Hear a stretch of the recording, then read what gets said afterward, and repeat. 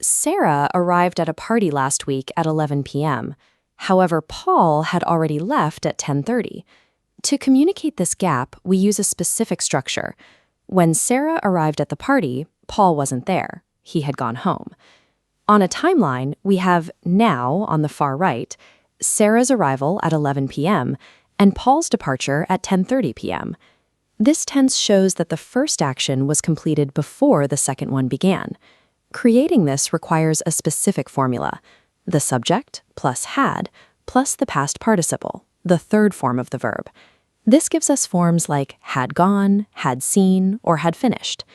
This functions as a specialized tool for sequencing two past events correctly, identifying which action occurred earlier in the timeline. A common error is using this tense for every sequential event, even when the order is already clear. On the left, a chronological list uses past simple. I ate dinner, then I went to bed. But on the right, after I had eaten dinner, I went to bed, uses past perfect to highlight that dinner was a completed prerequisite for sleeping. Use past perfect to jump backward for background context, not for standard chronological lists.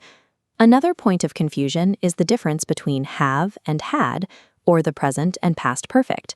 Present perfect relates a past action to the present. Saying I have just had lunch explains why you aren't hungry now. Past perfect shifts this entirely into the past.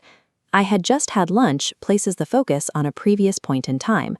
Swapping have for had simply moves the entire context of your statement away from the present. Be careful with irregular verbs.